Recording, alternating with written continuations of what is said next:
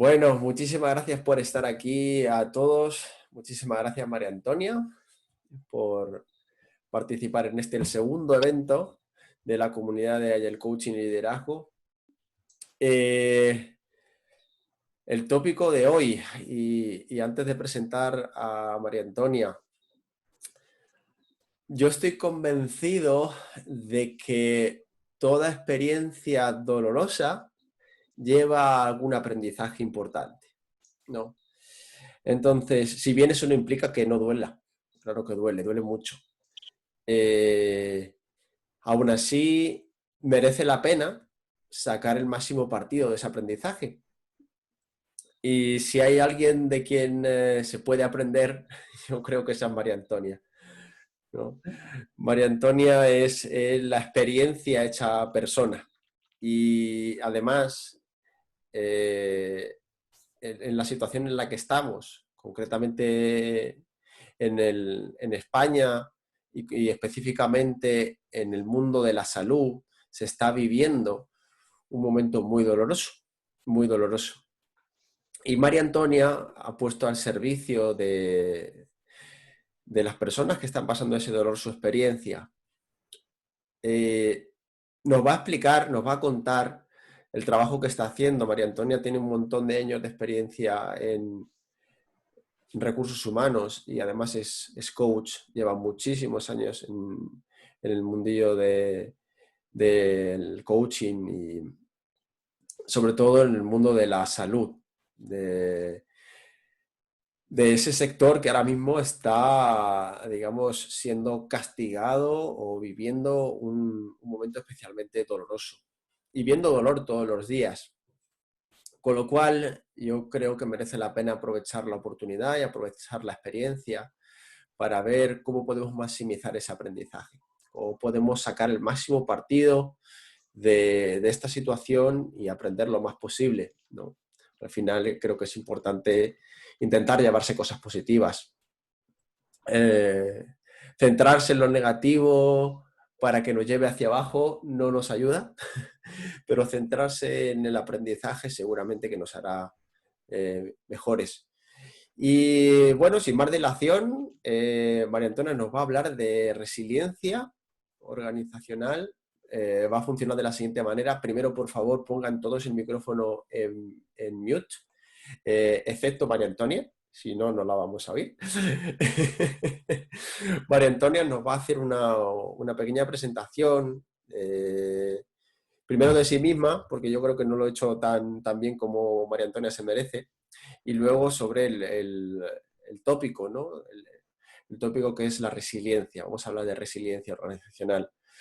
Durante aproximadamente unos 45 minutos, María Antonia nos hablará de esto y después abriremos una pequeña conversación para profundizar en cómo podemos sacar el máximo partido de este aprendizaje para llegar al siguiente nivel, aquello que nosotros hacemos, ya sea en el mundo de la agilidad, en el mundo de la organización, cómo llevar esto a la organización, a nuestra vida, a nuestro trabajo como coaches. ¿Sí?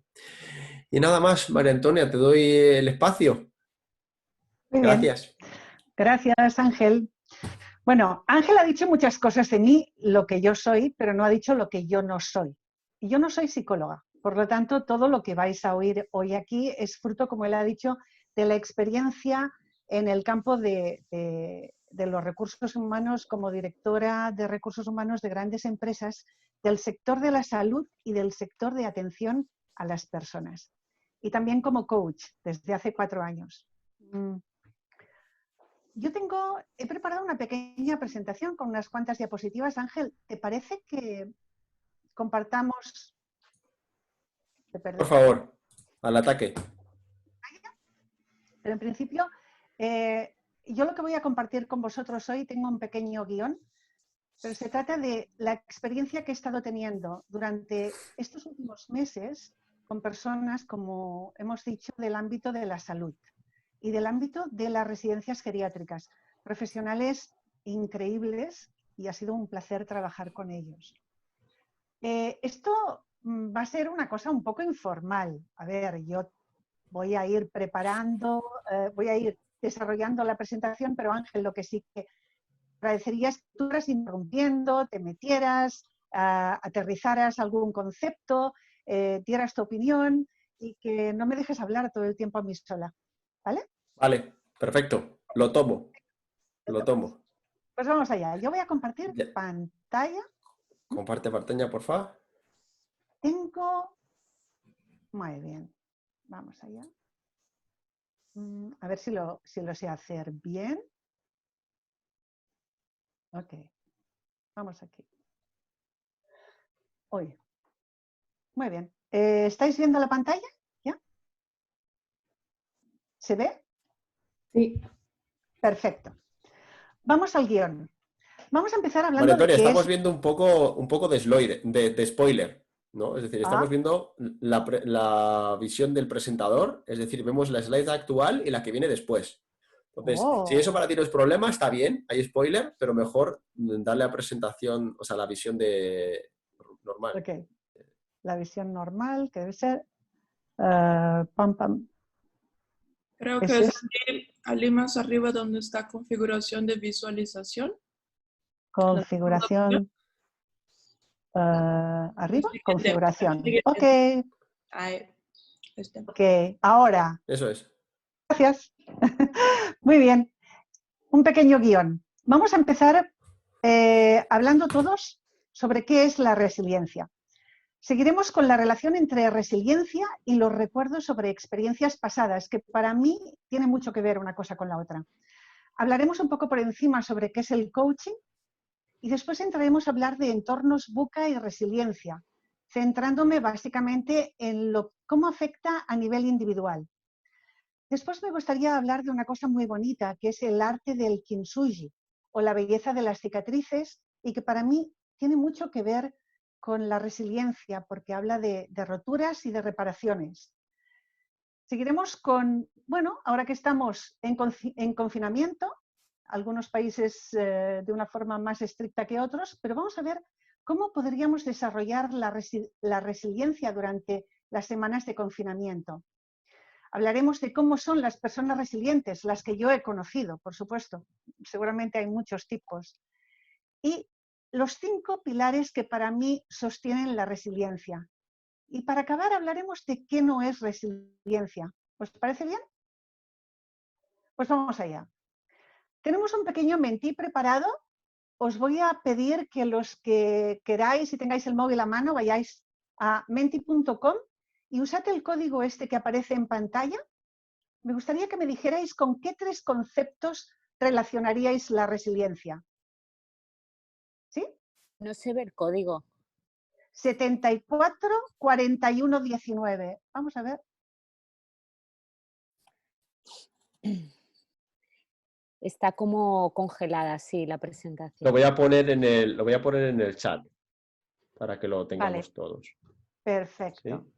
Oye, yo he entrado y me parece que ¿qué estoy usando?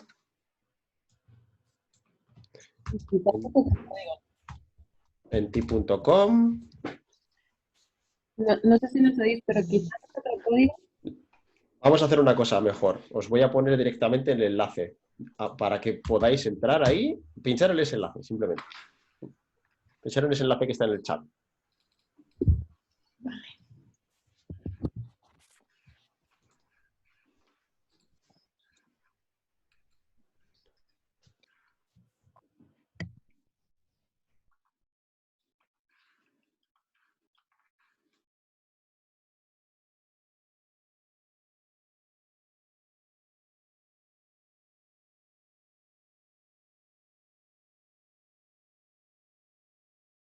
¿Aparece ya en pantalla los conceptos? ¿Van apareciendo? Así es. Ujú.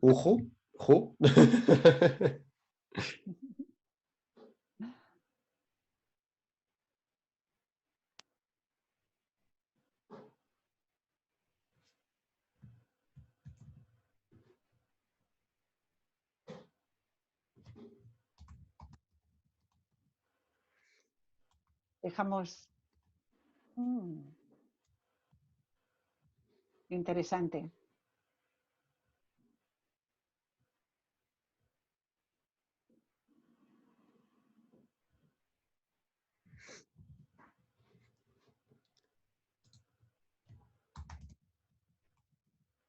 Yo creo que ya lo tenemos, ¿no?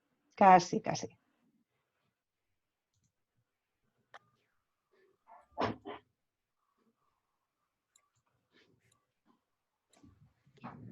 Ya lo tenemos. Entonces, aparecen como conceptos más votados: recuperación, aprendizaje, resistencia, adaptación, fortaleza, superación, optimismo, fuerza. Qué bonito. Este concepto de Uyu nos lo vais a tener que explicar porque a mí no me suena a nada conocido. Nos vamos a quedar ya con estos conceptos. Vamos a ver si podemos hablar de todos ellos. Es una forma como de chequear expectativas, ¿no? Muy bien.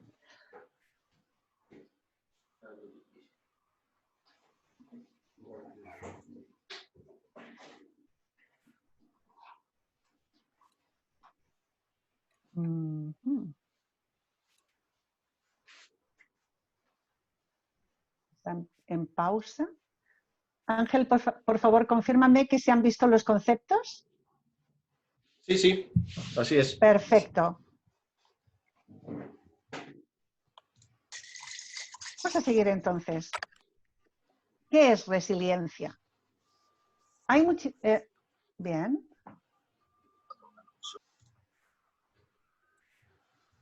Resiliencia. Tengo alguna dificultad para compartir la pantalla. Muy bien. Me dice que la función de compartir pantallas está en pausa. Deja de compartirla, deja de compartir la pantalla y vuelve a compartir otra vez. Bien, bien. Dejo de compartir y volvemos a compartir. Ahí está, perfecto. ¿La tenéis ya? Sí, es con el spoiler, pero bueno, no pasa nada. Bueno. Bien, lo volvemos a hacer. Perfecto. Ahí está, perfecto. Seguimos. Ahora ya lo tenemos. Hay diversas definiciones. Para mí es la capacidad humana de afrontar situaciones difíciles, saber sobreponerse a ellas e incluso salir fortalecido. Algunas de las palabras que habéis utilizado en el mentí. Fortalecido y transformado por las experiencias adversas. Es decir, es eso, para mí una actitud, una cualidad o competencia que nos ayuda a entender la vida de una forma más sana, más positiva. Tiene que ver con la capacidad de sobreponerse después de un periodo de dolor emocional o de ciertos traumas y, por lo tanto, está relacionada con la posibilidad de mantener flexibles tus emociones cuando estás en situaciones de estrés. Para mí, todas estas definiciones tienen un punto en común, que están relacionadas con aspectos de la inteligencia emocional. Lo que quizás os preguntaréis ahora es, entonces, ¿se trata de una cualidad innata que todos tenemos? La inteligencia emocional, como Daniel Goleman nos ha dicho en sus libros, es una habilidad y los seres humanos, en general, somos seres plásticos y con una elevada capacidad de adaptación. Por tanto, podemos desarrollar esta habilidad mediante la práctica, siempre que tengamos un motivo fuerte para tener un adecuado rendimiento ante situaciones complejas y mostrar un cierto equilibrio emocional.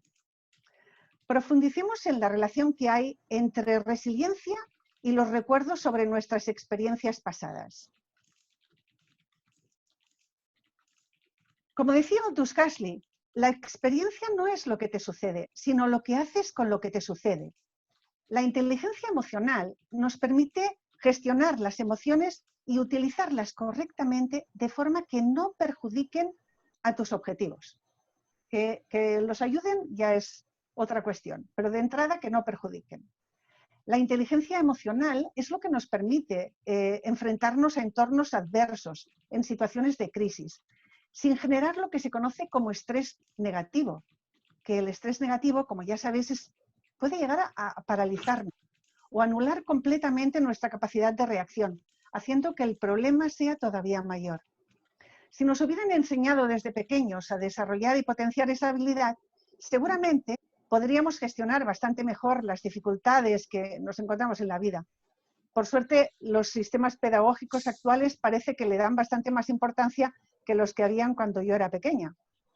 Entonces me diréis, si todos tenemos esa capacidad, ¿Por qué caemos en estados de angustia, depresión o en crisis de estrés?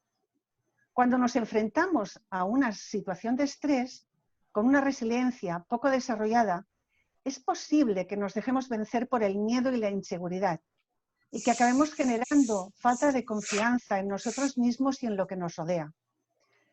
Tener una adecuada resiliencia nos hubiera ayudado, pero para tenerla, algunas personas necesitan antes ser capaces de asimilar correctamente los impactos de experiencias pasadas, esos impactos emocionales fuertes que han vivido y que, aunque no lo crean, todavía no han comprendido.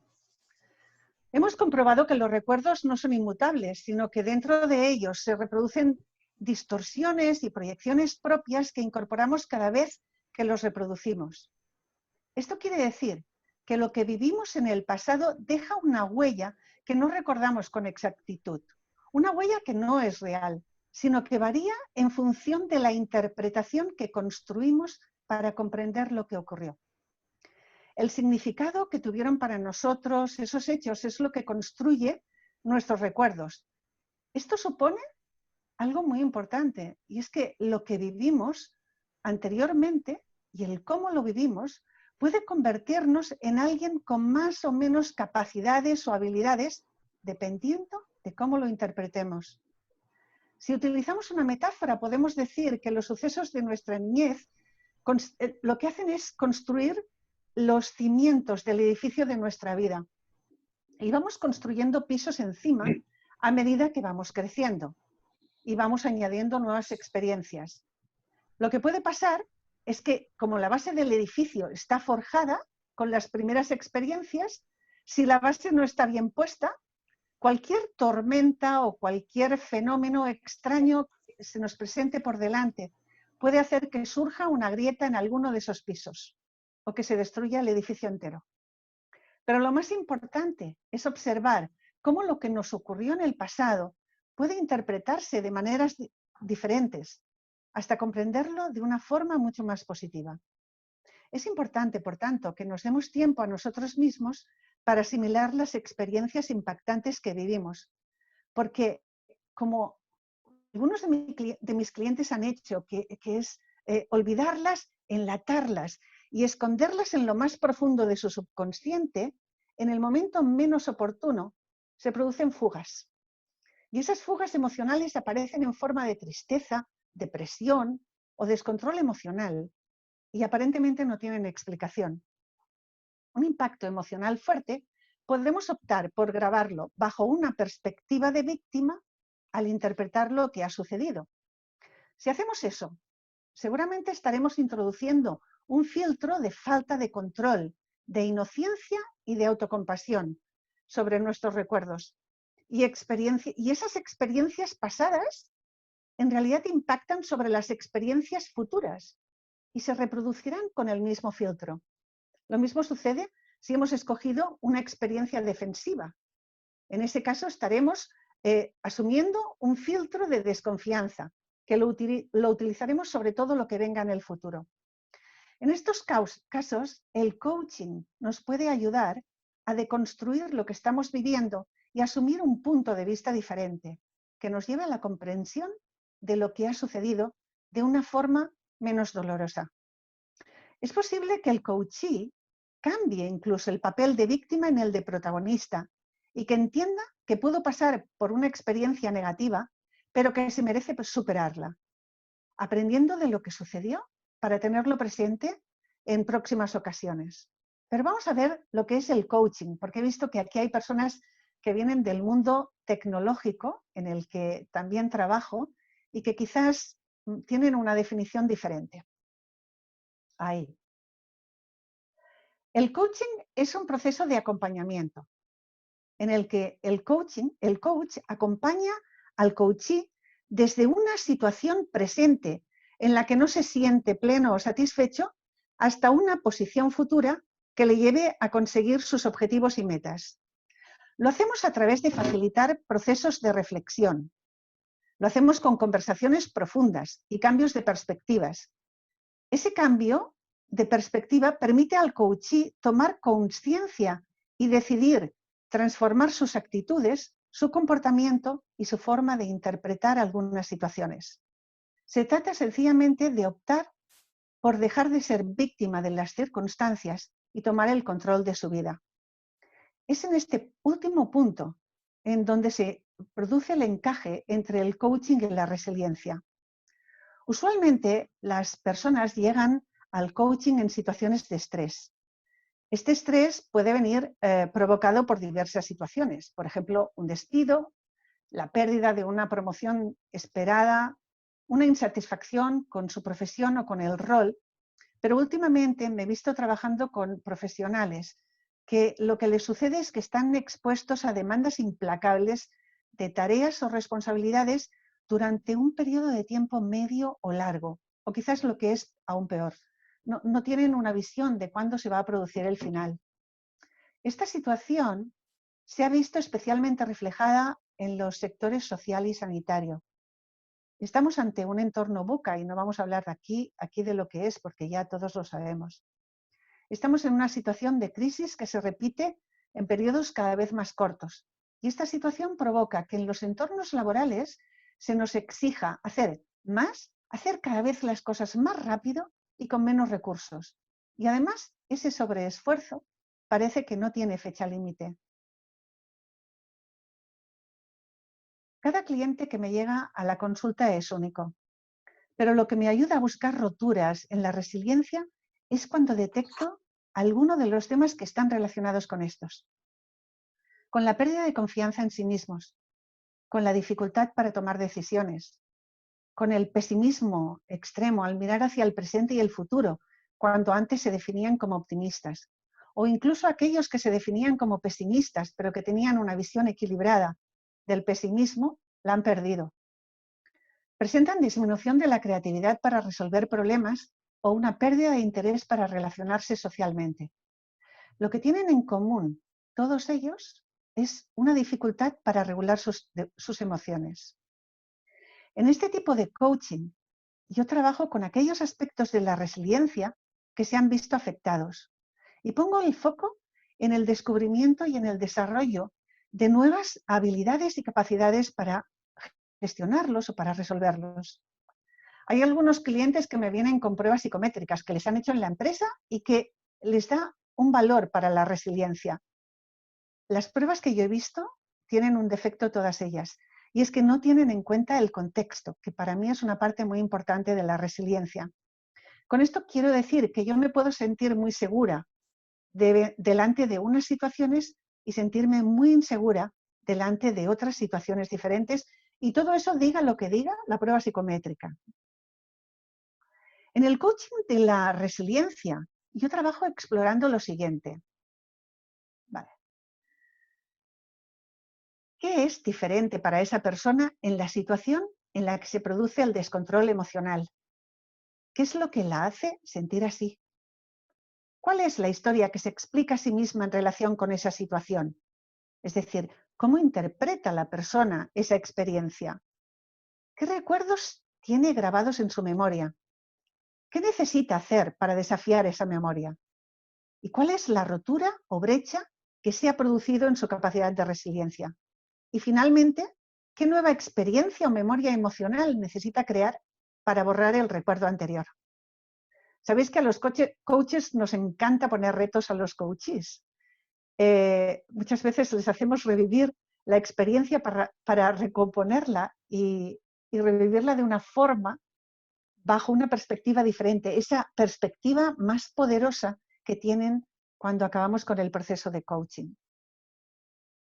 Con toda esta información, lo que hacemos es acompañarles a explorar diferentes versiones de la historia, diferentes perspectivas, para que puedan escoger cuál es la que más les resuena y que puedan construir una nueva interpretación que les ofrezca más garantías de alcanzar el equilibrio que persiguen.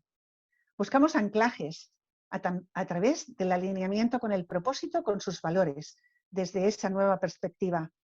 Afloramos y anclamos aprendizajes antiguos y finalmente yo les ofrezco mi apoyo para que establezcan y sostengan un compromiso para realizar una serie de cambios o un plan de acción que según su percepción, no la mía, les pueda llevar a superar con éxito esa brecha. Este plan de acción afectará tanto a la parte de quién es esa persona como a la parte de lo que hace.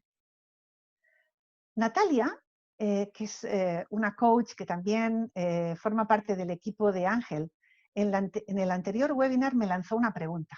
La pregunta era, para poder desarrollar resiliencia en nosotros, ¿qué debería aprender nuestro observador para ser resiliente?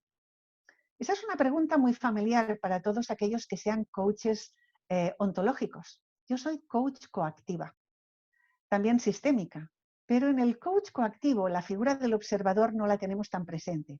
A pesar de ello, yo estoy abierta a influencias de otras escuelas y, bueno, he intentado, o al menos creo haber comprendido un poco lo que quiere decir. Y os lo voy a explicar con una historia personal.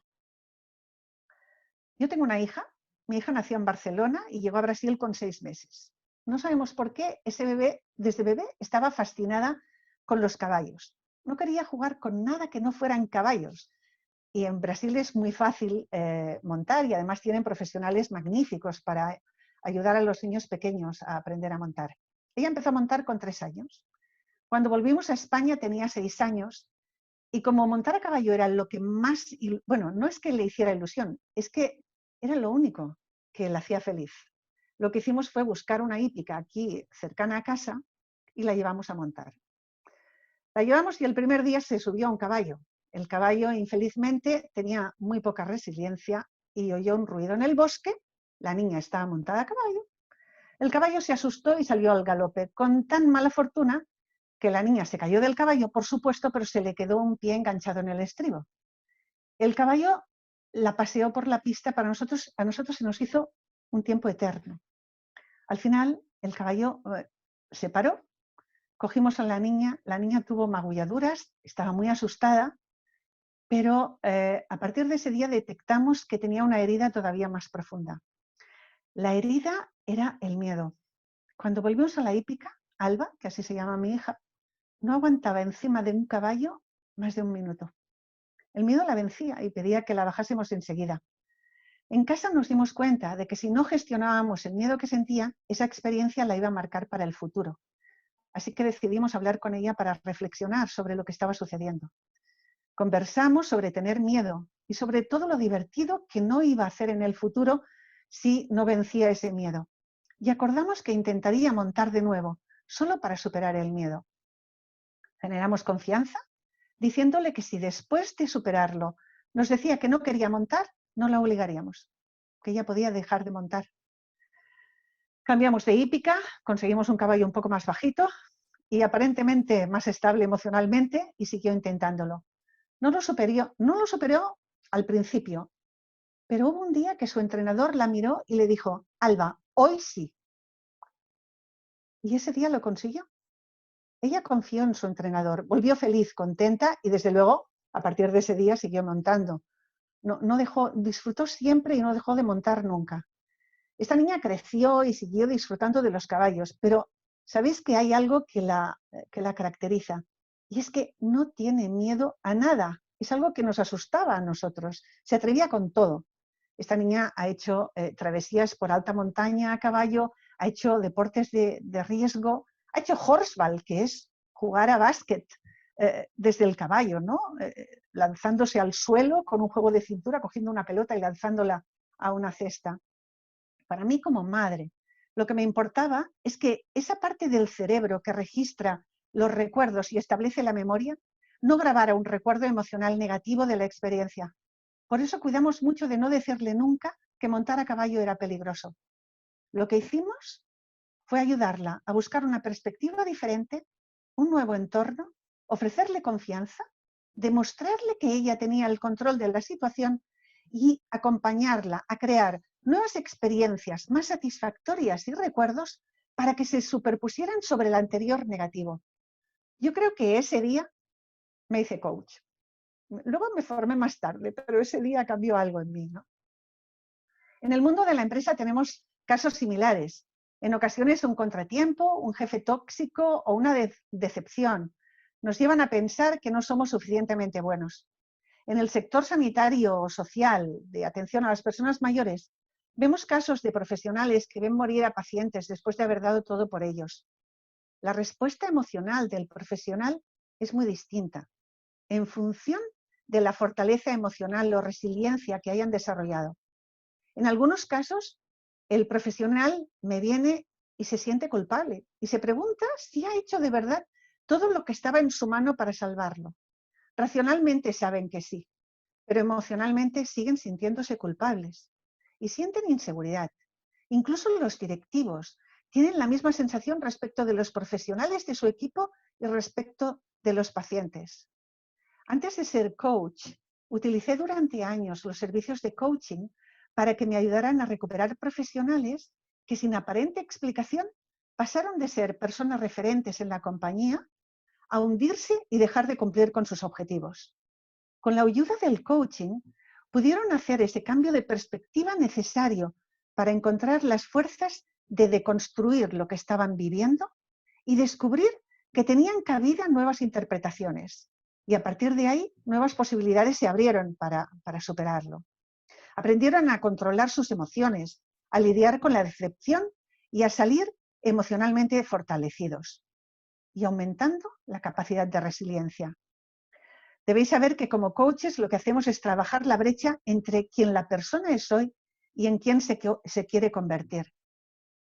No obstante, en ocasiones es el propio coachee que buscando nuevos aprendizajes conecta con la experiencia anterior para analizarla de nuevo.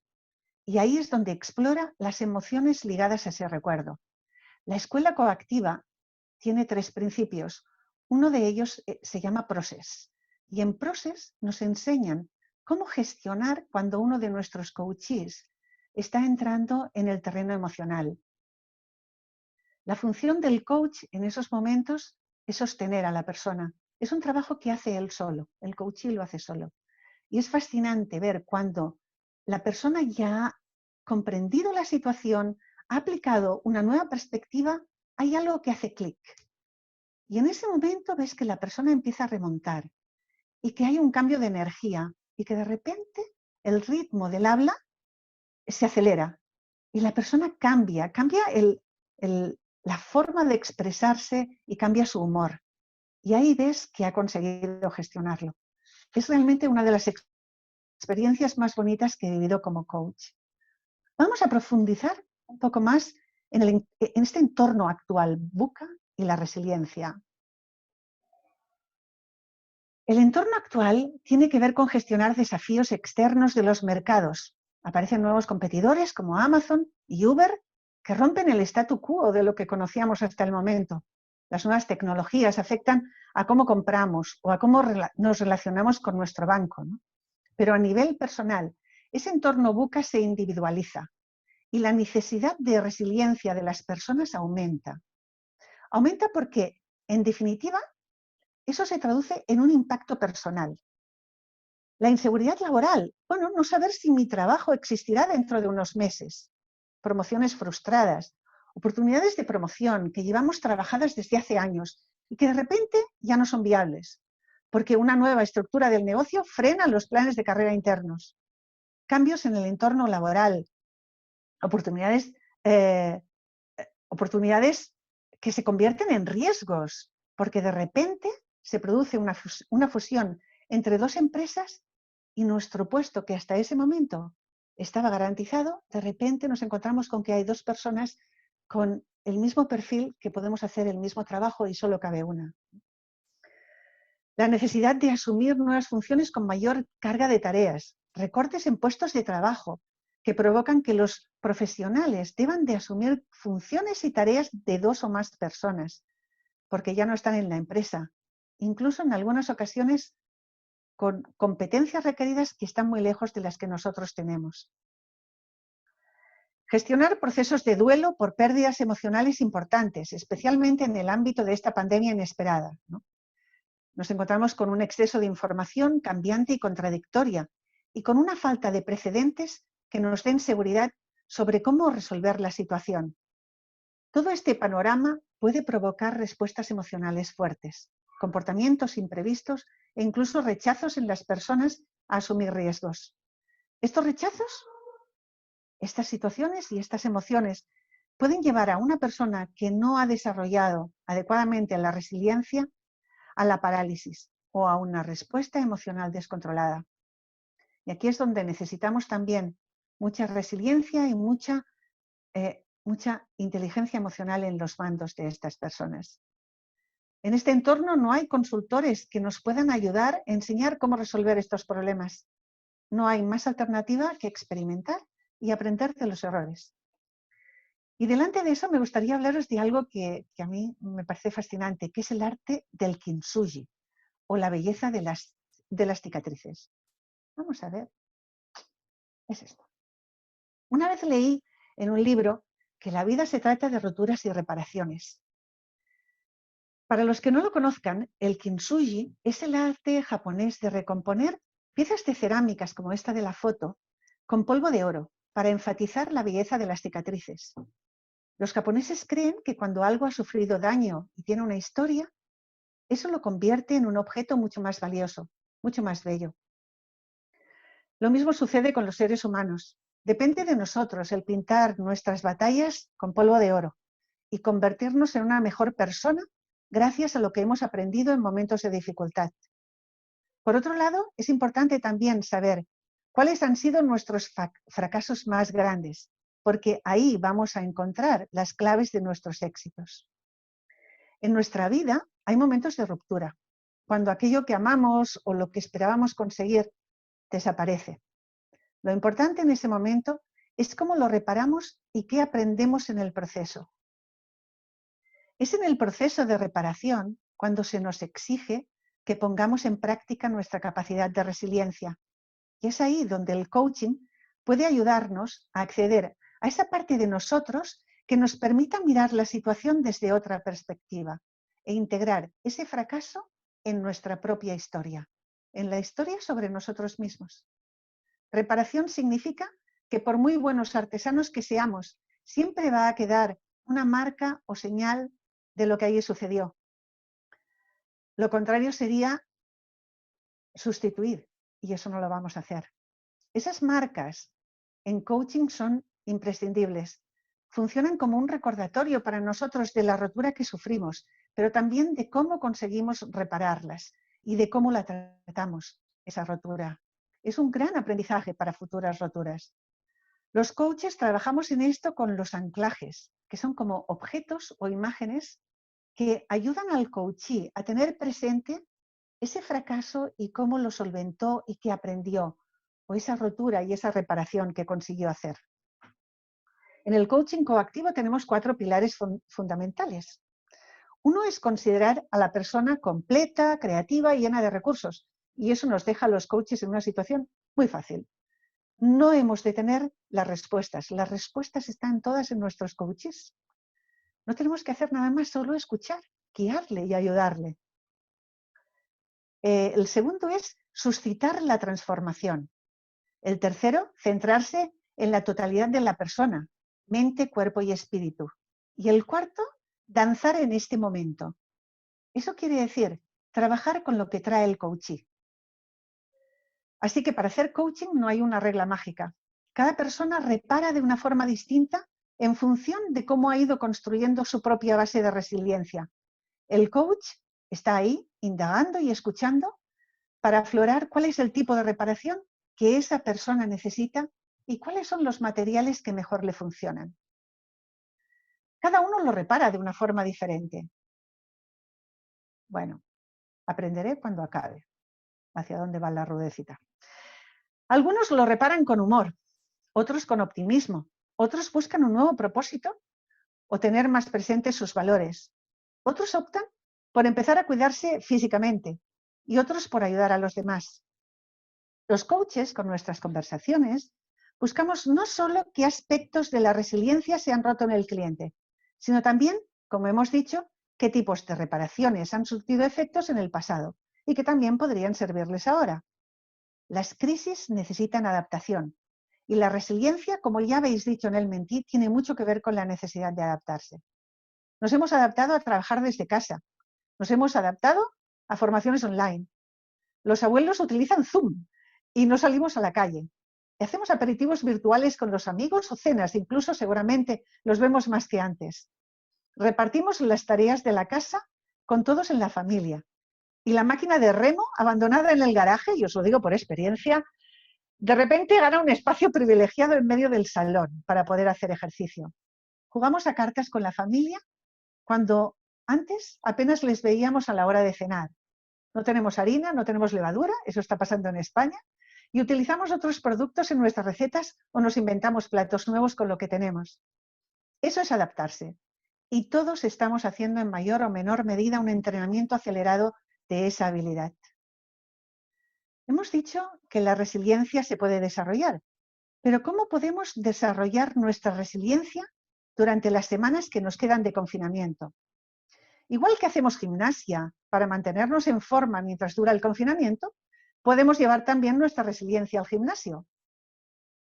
Analicemos cuál es la parte de nuestra resiliencia que necesita más desarrollo y establezcamos rutinas de ejercicios. Vamos a basarnos en los 6 síntomas iniciales comunes a los clientes que acceden a mi consulta de coaching.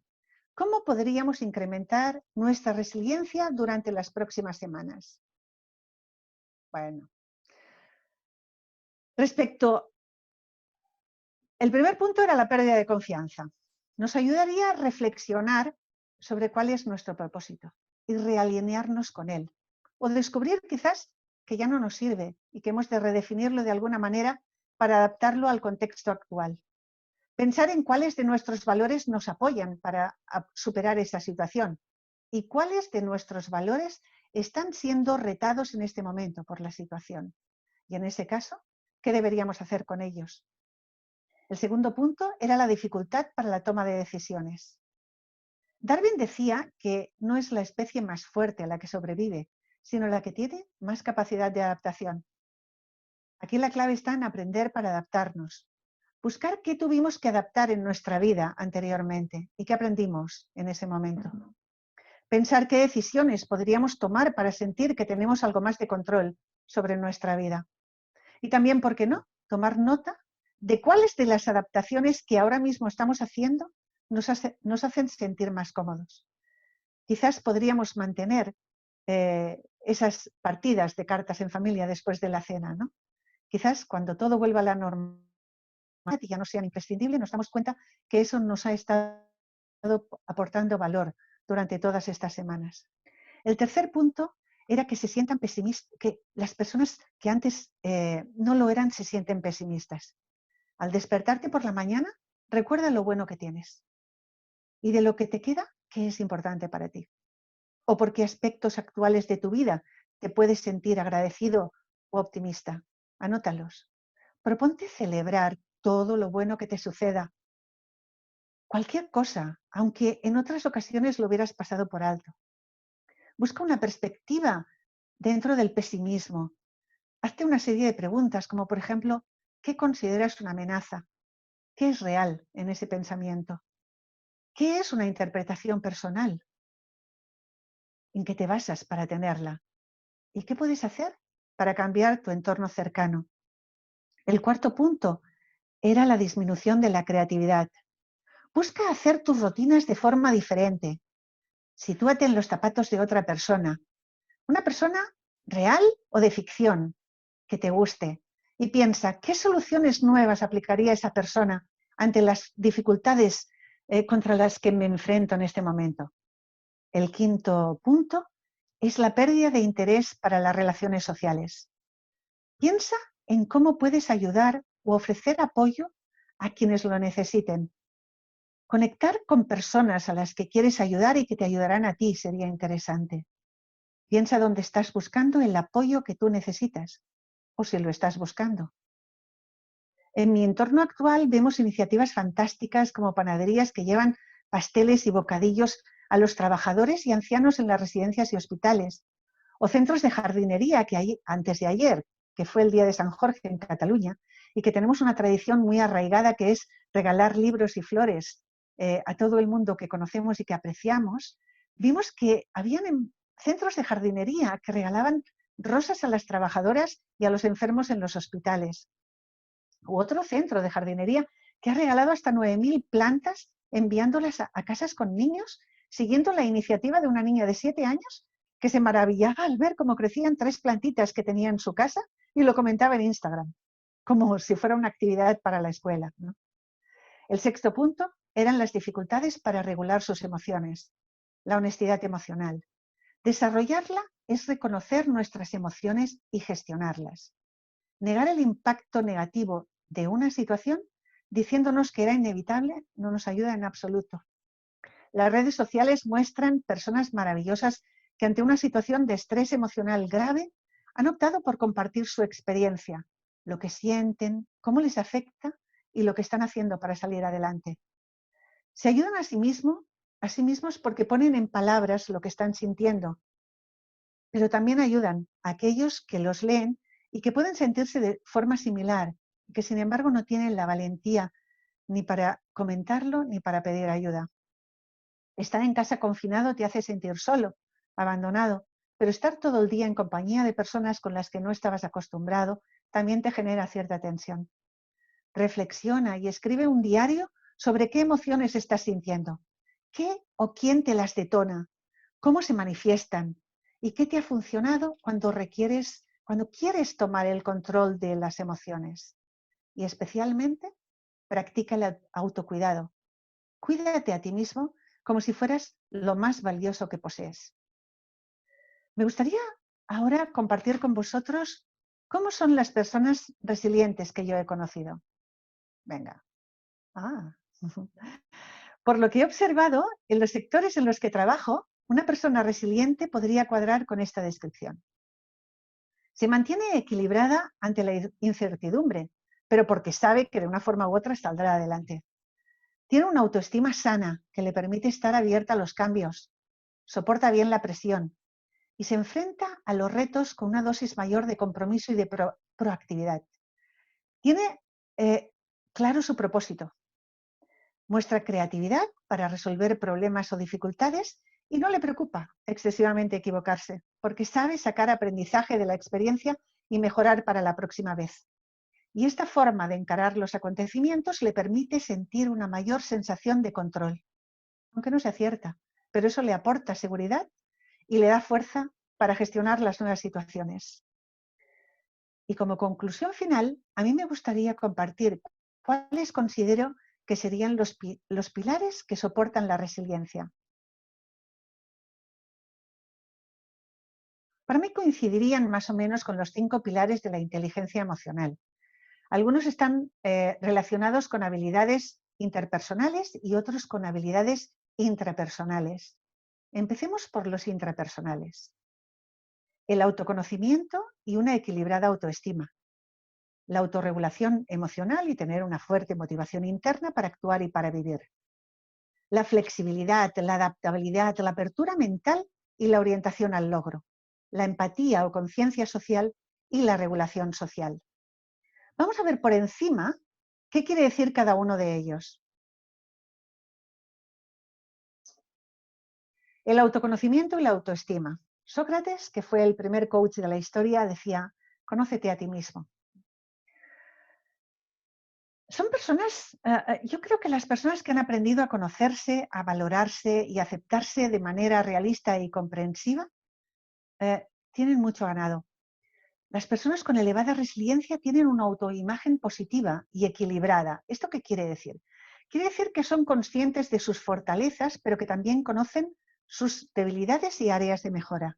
Se sienten responsables de lo que sucede. Sienten que controlan su vida y actúan en consecuencia. Y por encima de todo, no depositan esperanza solo en factores externos. Yo soy una fan de Fred Kaufman, ya sabéis que es el vicepresidente y asesor de desarrollo de liderazgo en Google, y recuerdo uno de sus juegos. En ese juego él coge un objeto y lo deja caer y pide a todo el público que de las muchas opciones que explicarían que ese objeto se cae, escojan solo una. En ese momento, el público habitualmente está dividido. Algunos dicen que la causa principal de que el objeto se caiga, vaya al suelo, es por la fuerza de gravedad. Estas personas están identificando una fuerza externa sobre la que no tienen control, como la causante de lo que sucede en su entorno. Cuando la fuerza que controla los sucesos es externa, la visión que adoptamos es la de que yo soy víctima y no puedo hacer nada para cambiarlo. Hay fuerzas externas y desconocidas que controlan mi vida y que la llevarán en algún momento a algún lugar sin que aparentemente me importe, ¿no? Sin embargo, aquellos que deciden escoger que la causa de que el objeto se caiga es que yo he abierto la mano, adoptan una visión protagonista de lo que ha sucedido. Y si yo soy protagonista, yo controlo. Yo decido cuándo mantengo la mano abierta o cuándo mantengo la mano cerrada y controlo lo que ocurre. Este es el fenómeno de la víctima y del protagonista que comentábamos anteriormente cuando hablábamos con qué filtro o bajo qué perspectivas estábamos grabando nuestros recuerdos. Pensad que este fenómeno aparece de forma inconsciente en niños y sigue vivo en personas mayores, debido a lo que ambos tienen en común, y que es su elevada dependencia y esa necesidad vital que tienen de sentirse queridos y protegidos. Cuando un niño rompe un juguete, viene y te lo muestra diciendo, se ha roto. Y tú le preguntas, ¿se ha roto solo? Y te dice, sí. ¿Y tú dónde estabas cuando se rompió? No sé, yo no estaba allí. Y lo mismo pasa con los mayores, cuando tampoco saben cómo se rompió algo o por qué se cayó el bol lleno de caldo al suelo. La conclusión directa sería que hay numerosas partidas de juguetes suicidas y de boles para líquidos con palancas o resortes escondidos que les hacen saltar de nuestras manos. Pero el mensaje real puede ser bastante más sencillo. De quererme o de cuidarme. El segundo pilar, la autorregulación emocional y la motivación interna, para mí tiene mucho con Viktor Frankl. Sabéis que era un neurólogo, psiquiatra y filósofo judío. Él en su libro El hombre en busca de sentido nos dice que nuestra libertad esencial es la de elegir nuestra actitud, sean cuales sean las circunstancias que nos rodean. El hombre tiene capacidad de elección. Por favor, ¿hay alguien que se ha dejado el micro abierto? ¿Puede cerrarlo? Gracias. Los ejemplos aportados por el doctor Frankl en su obra, que sabéis que es resultado de su experiencia en campos de concentración y de exterminio judíos, son muy abundantes, pero lo más importante es que nos demuestran que en condiciones extremas el ser humano es capaz de vencer desde la apatía hasta la ira. Autorregulación emocional a través de la introspección, aprendiendo a reconocer qué emociones sentimos, cómo nos impactan, aprendiendo a detectar cómo nos llegan, cómo las sentimos en el cuerpo y hacerlo antes de que nos secuestren nuestra capacidad racional. Enfocarnos en alguna situación en ese momento que nos genere paz o emociones positivas y preguntarnos qué opciones tenemos, qué está realmente en nuestra mano para hacer frente a eso. La motivación interna la entendemos como esa fuerza intrínseca que nos mueve, esa pasión por vivir o por actuar que va más allá de elementos extrínsecos como el dinero, el reconocimiento social, el poder, la perfección o incluso el conocimiento. Lo reconocemos como un impulso interno para perseguir objetivos con energía y persistencia. Conocer y perseguir cuál es nuestro propósito y buscar aquello que nos gratifica internamente está muy relacionado con esta parte. Decir, esta es nuestra vocación. Por ejemplo, en el sector sanitario lo vemos mucho. Tener un objetivo, una pasión o una vocación. Numerosos profesionales estos días del sector sanitario y del sector social se aguantan de pie a pesar de tener turnos de 12 horas o 15 o 17, 7 días a la semana. Pero eso lo he visto también en el mundo tecnológico. El siguiente pilar es la flexibilidad, ser flexibles, abiertos, adaptables y con una clara orientación al logro. Las personas que permanecen flexibles de pensamientos, comportamientos y emociones cuando están bajo estrés aprenden a determinar cuáles son los hechos objetivos y cuáles son esas interpretaciones o cuál es esa perspectiva entre muchas otras que me está en este momento, que está ejerciendo un poder sobre mí. Y en ese momento esas personas consiguen actuar con una visión global y completa de su entorno y pueden acertar mejor que cuando están bajo la influencia de una perspectiva única, que quizás no es la más adecuada en ese momento. No huir de los cambios. Esas personas los ajustan a su ritmo, eso sí, poniendo en práctica su capacidad adaptativa y buscando mejorar sus comportamientos de manera continua y aprender. Utilizan la creatividad usando sus propios recursos para solucionar los problemas y en caso de que no sean suficientes, buscan aliados que les ayuden a conseguirlos. Hay otras características relacionadas con la inteligencia interpersonal que tienen que ver con la capacidad de relacionarse con los demás. Ese cuarto pilar es la empatía o conciencia social. Me van a permitir que haya usado esta foto, que para mí es de la película Inside Out, pero da una imagen muy clara de lo que es empatía. Muchas veces utilizamos la palabra, pero no sabemos exactamente lo que hay detrás, ¿no? La empatía es tener la habilidad de comprender el estado emocional de otras personas y cómo nuestras palabras y nuestras acciones pueden afectarles. Se trata de ponernos en el lugar de los demás e intentar escucharlos, apoyarles y comprenderles en la medida en que el otro lo necesite, sin proyectar nuestras interpretaciones de la situación o lo que nosotros hubiéramos necesitado si hubiéramos estado en su lugar. Tener un buen equilibrio afectivo y buscar relaciones personales positivas serían también parte de este pilar. El quinto pilar es poseer una adecuada regulación social, entendida como la capacidad para influir en la claridad emocional de otras personas, estableciendo relaciones y creando vínculos o redes sociales que nos proporcionen sentido de pertenencia y ayuda concreta cuando la necesitamos. Finalmente, ¿qué no es resiliencia? No es resiliencia blindarnos contra la dificultad. Para mí, no se trata de una actitud pasiva, sino todo lo contrario.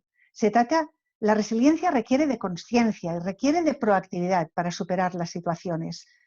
Hay que utilizar todo el aprendizaje recogido durante años y con posicionamientos conscientes que ayuden a las personas a dejar de sentirse víctimas de las circunstancias y ser los protagonistas de su destino.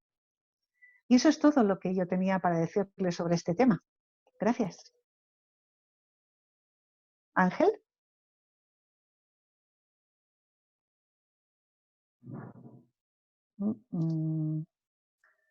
Estás muteado, Ángel. Perdón, ahora sí. Decía que muchísimas gracias, María Antonia. De verdad, un montón de cosas para pensar. Un aplauso virtual. Mudo. Gracias, Ángel. Muchísimas gracias, María Antonia. Esperaba que me cortaras en algún momento. No, he preferido no hacerlo. He preferido dejar en tu salsa. Está pensado para que luego tengamos la discusión. No quería cortarte el flow. Estabas ahí en un flow muy interesante. Bueno, tenemos por favor, pongan en el chat las preguntas. Tenemos una pregunta que dice, de Albert, que dice, no sé si he entendido bien, entonces la resiliencia es un proceso o un resultado. ¿Puedes dejar de compartir tu pantalla si quieres? Sí, de acuerdo. Así. Vale. Perfecto. Genial. Entonces nos pregunta, ¿entonces la resiliencia es un proceso o un resultado? ¿Se puede hablar de actitud resiliente si el resultado final no ha sido el de sobreponernos al problema? Te lo voy a definir de otra manera. La resiliencia es un camino. Para mí es un camino. La resiliencia se trabaja, la resiliencia... ¿Hay un momento en el que yo puedo decir soy una persona resiliente? Depende. Depende de cuál es la situación que tengas enfrente. Claro. Yo concuerdo contigo. Creo que se parece mucho a la agilidad, ¿no? La agilidad también es un camino y es un camino porque, para mí entender, al igual que la resiliencia es una capacidad, ¿no?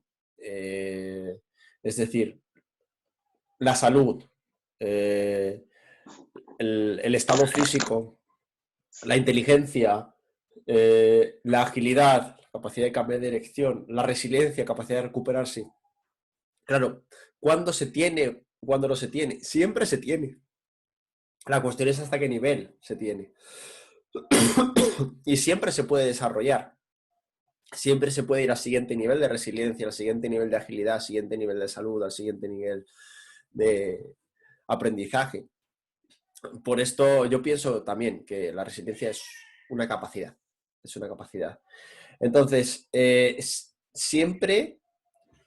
Entonces, no es que sea una actitud resiliente o no resiliente, sino que puede ser un comportamiento que me acerque a cultivar esa capacidad o que me aleje de cultivar esa capacidad, ¿no? Podemos hacer cosas que me ayuden a sacar más capacidad de recuperarme o hacer cosas que me impidan el recuperarme. Me voy a permitir compartir tenemos muchas palabras de agradecimiento. Me voy a permitir compartir un vídeo de estos virales, ¿no? Que ahora, claro, como tenemos mucho más tiempo, pues nos dedicamos a compartir muchas cosas más en WhatsApp. Entonces, a ver si puedo compartir, y quiero compartir también el sonido de la computadora.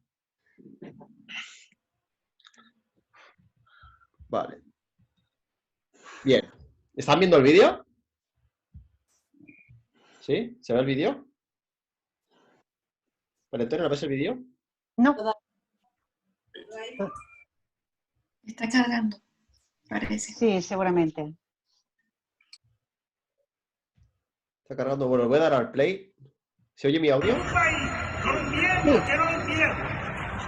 Lo de los aplauditos no lo entiendo. La gente muriendo y aplaudiendo. No lo entiendo.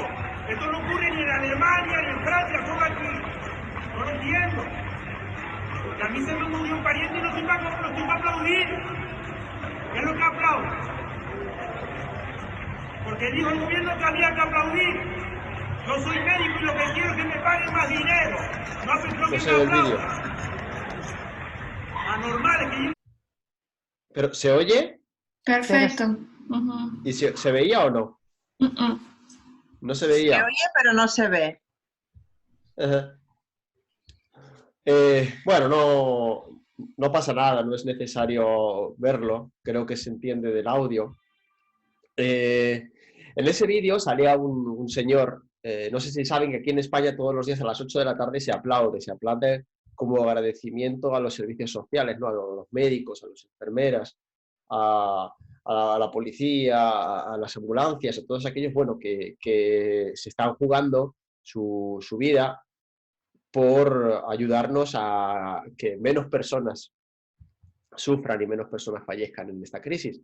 Entonces, bueno, es un momento de agradecimiento y hay una persona ahí que no le gusta, ¿no? Hay una persona bueno, pero que está en su derecho, ¿no? Está bien, y dice, ¿por qué aplaudimos? Es un momento triste, es un momento de muerte, es un momento... Y vemos, yo en redes sociales estoy viendo mucho esto, ¿no? Veo una dicotomía entre personas que dicen aprovechemos para hacer cosas, para meditar, para pensar, para hacer ejercicio, para, no sé, dadas las condiciones, hacer lo mejor posible, y otras personas que deciden, que está la decisión, no, yo lo que quiero es vivir este dolor, sufrir este dolor, digamos, experimentar este dolor y todo el mundo debería estar dolido como yo. Entonces yo pienso que ambas perspectivas, de decir todo el mundo debería ser feliz y positivo como yo, o todo el mundo debería ser negativo y vivir el dolor como yo, ambas perspectivas no nos ayudan, ¿no? Es decir, como obligar al otro a que lo viva como lo viviría yo. Cada uno tiene el derecho a vivir esto como quiera, ¿no? pero, y es ahí donde entra el mundo del coaching. En el coaching no somos psicólogos, no hacemos psicologías, no hacemos psicoanálisis, no hacemos psicoterapia. Utilizamos el método socrático, o sea, utilizamos unas herramientas conversacionales para ayudar a las personas a descubrir alternativas, ¿no? Y la pregunta es, ¿quién quiero ser? Si yo de manera natural, yo quiero ser esa persona que vive ese sufrimiento ahora y que está en el aquí y ahora y que yo quiero estar triste y que yo quiero sufrir y eso es lo que necesito, fenomenal. Es su forma de ser resiliente. Y si por el contrario otra persona dice, no, yo quiero ser positivo, yo quiero ser optimista, yo quiero hacer cosas nuevas, quiero sacar el máximo partido de lo que sí puedo hacer, también está en su derecho. Creo que le llegará, o sea, tengo la convicción de que le llegará tanto el momento a esa persona más negativa de buscar alternativas, como también le llegará a la persona que todo el rato está buscando alternativas el momento de sentirse más negativo, ¿no? Ese balance entre el optimismo y el miedo existe y yo creo que es saludable siempre y cuando sea una decisión y lo hagamos de manera consciente, ¿no? En el momento en el que yo quisiera ser optimista, pero sin embargo estoy continuamente amedrentado y siendo pesimista y esto me hace estar mal, quizá me merece la pena tener una conversación para decidir mejor qué es lo que quiero hacer, quién quiero ser. Y creo que esto sucede exactamente igual a nivel de la organización, ¿no? Que creo que el coaching en una organización puede ayudar a que la organización entienda quién quiere ser, qué tipo de organización queremos ser en este momento, ¿no? Hay diferentes maneras de afrontar esta crisis. Una es quedarse parado y decir, bueno, me escondo aquí y cuando pase la tormenta, pues salgo afuera, esperando que las cosas sean exactamente igual que antes. Y otra manera de vivirlo es, voy a empezar ya a buscar alternativas, porque a lo mejor cuando salgo ahí fuera no es lo de antes. Cualquiera de las dos opciones es válida, siempre y cuando se haga de manera consciente, ¿no? Se sepa que esto se hace por una decisión, ¿no? Y yo creo que ahí es donde nuestro trabajo se vuelve más relevante, ¿no? Ayudar a las personas que tenemos alrededor a decidir quién quiere ser en este contexto actual, en este aquí y ahora. La resiliencia aparecerá de todas maneras. O sea, de todas maneras, como le pasaba, me ha encantado la historia que nos ha contado María Antonia de su hija con montar a caballo, ¿no? Claro, ya tenía dos opciones de salir de esto. Una, con miedo y no volviendo a montar a caballo en su vida, que está bien. Hay personas que nunca han montado a caballo en su vida y aún así pasar una vida súper divertida. Y otra, oye, aprovechar la oportunidad, sacar el máximo aprendizaje y de manera consciente decidir si quiere tomar el riesgo de montar a caballo o si no lo quiere tomar, ¿no? Entonces ahí María Antonia le ayudó a tomar una decisión de manera consciente. Ojalá que seamos capaces de abrir estas conversaciones en la organización para que se decida de manera consciente. Tenemos, como bien decía María Antonia, ¿tenemos que perseguir los mismos objetivos? ¿Podemos tener las mismas expectativas? ¿Podemos sostener los mismos acuerdos de trabajo? ¿Podemos mantener el mismo ritmo de entrega? ¿Decidimos esperar? ¿Decidimos actuar? ¿Quiénes queremos ser como equipo, como organización en esta situación? ¿Cómo lo estamos viviendo cada uno? Eso simplemente son preguntas desde el método socrático para tomar decisiones de manera consciente. Entonces yo creo que ese es el sentido un poco de lo que quería yo aportar, quizá lo que decía María Antonia. Al final creo que es una cuestión de balance, de elegir nuestro propio balance. El miedo está ahí, todos tenemos miedo, yo también tengo miedo. El optimismo está ahí. Todos nos levantamos un momento, un día más optimistas y otro día menos optimistas. El miedo es muy bueno porque nos ayuda a frenarnos cuando hay un riesgo muy grande y protegernos ante este riesgo, pero también puede ser muy negativo porque me impide actuar. El optimismo es muy bueno porque me ayuda a probar a hacer cosas nuevas, me ayuda a actuar, me ayuda a moverme, pero también puede ser muy arriesgado porque me puede exponer a un daño. El optimismo puede hacerme exponer a un daño, visto que no entiendo bien o no tengo presente bien cuál es el impacto de hacer ciertas cosas. Claro, si yo entiendo ese daño como una belleza, como bien nos decía María Antonia, que me ha encantado eso, ¿no? Es decir, exponernos y, bueno, cualquier daño siempre me llevará a un buen aprendizaje y esto es parte del camino. Lógicamente esto me va a ayudar a sacar más partido del el optimismo cuando lo necesito, ¿no? De ese optimismo organizacional. Y el miedo, bueno, puede protegerme, pero también puede dejarme parado, lo cual en algunas situaciones no es de ayuda. Entonces, para cerrar, buscar el balance, buscar las conversaciones que nos permitan decidir quiénes queremos ser. Si queremos ser como este señor que estaba tan enfadado, o si queremos ser alguien que busca ser optimista en este momento. Y además de esto, creo que lo más importante es no juzgar a los demás, obligarles a que lo vivan como nosotros lo vivimos, ¿no? Decir, oye, ¿por qué? Y eso sí que es lo que yo no concuerdo con ese señor, que decía, no aplaudáis, no aplaudáis. ¿Cómo puedes estar tú? ¿Cómo puedes ser optimista? No puedes ser optimista, ¿no? Tienes que pensar como yo. ¿Cómo se te ocurre pensar diferente? ¿Sí? Bueno, creo que eso no nos ayuda, ¿no? Y no nos ayuda porque en lugar de enfrentarnos con el problema, nos invita a enfrentarnos entre nosotros. Entonces la energía ahí sí que está usada en algo que no es positivo para el sistema. Eso sí que es importante tenerlo en cuenta y acabar, quitarlo de entre medio. Lo digo porque como Scrum Master, como Agile Coaches o como coaches, esto nos va a suceder, ¿no? Hay veces personas que se van a empezar a flagelar o van a apuntar con el dedo a su esposa, a su esposo, al niño, al gobierno y tal, y eso quizá les va a meter en un mindset que quizá dirige su energía a algo que no le ayuda. Está bien vivir la tristeza, está bien vivir un momento duro, y además es importante decidir bien qué hacer con la energía. Si la quiero utilizar la energía para discutir con mi marido, discutir con mi mujer, quejarme del gobierno, mirar las noticias, o la quiero utilizar para otra cosa. Todo eso siempre de manera consciente. Eso es lo que buscamos, ¿no? No ayudar a tapar las emociones ni nada que se lo parezca. Bueno, no sé si tienes algo más que te gustaría comentar, María Antonia. Una pregunta de Albert que dice, hay gente que despierta y ve que tiene que buscar la mejor versión de sí mismo y otros que todavía no son conscientes de ello. Soy un preguntón. Muchísimas gracias. Estamos, exacto, muy agradecidos. Pues te puede sorprender. Es así. Hay gente que despierta, por llamarlo de alguna manera, y un día se da cuenta de que tiene mucho más que ofrecer de lo que está ofreciendo. Y hay personas que eso no lo descubren nunca. En el coaching esto lo vemos a menudo. Nos encontramos con personas que vienen por voluntad propia, que quieren ofrecer una mejor versión de sí mismos, y otros que son enviados al coaching. Y esas personas cuando llegan delante tuyo te dicen, yo en realidad no sé qué hago aquí, ¿no?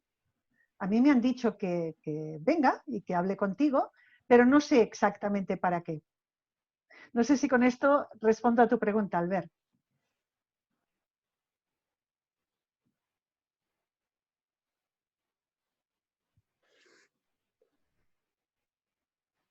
Para un poco apoyar eso que dice María Antonia, al final es una decisión, ¿no? Es una decisión como dejar de fumar o apuntarse al gimnasio o seguir una dieta, comer sano, ¿no? Es decir, efectivamente, bueno, yo creo que no solamente hay, más que personas, hay momentos, ¿no? Existe un momento en el que estamos preparados para y decidimos, oye, ya no me gusta esto que está pasando, ¿no? Me miro al espejo y digo, oye, mi vida no me gusta, no quiero que sea así. Hay personas que pasan toda la vida mirándose al espejo todas las mañanas y diciendo esto, no me gusta. Y hay otras personas que tienen, digamos, menos aguante y dicen, uy, si algo no me gusta en mi vida, yo voy a intentar cambiarlo, ¿no?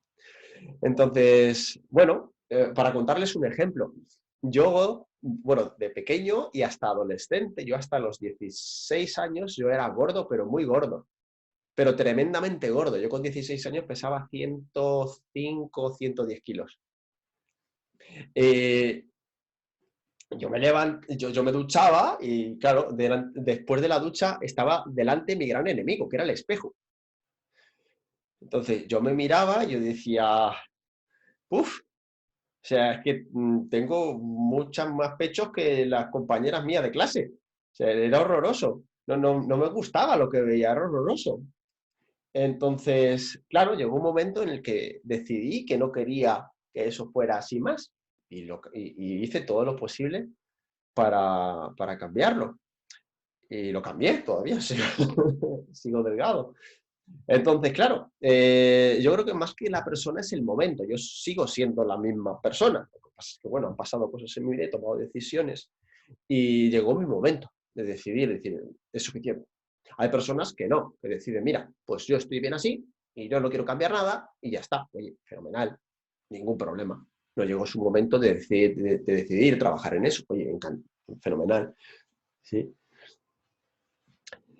Bueno, para cerrar la llamada de hoy, nos quedan 5 minutos. Muchísimas gracias de nuevo, María Antonia. Me gustaría que nos llevásemos un montón de reflexión, ¿no? De cómo aplicar todo esto a nuestra realidad, al mundo de la agilidad, al mundo de la organización. Pero antes de dejarte, la semana que viene vamos a hablar con Arianna. Y vamos a hablar con Arianna sobre... vamos a hablar con Arianna sobre el coaching ontológico, o sea, la ontología y la agilidad, ¿no? ¿Qué tiene de apoyar?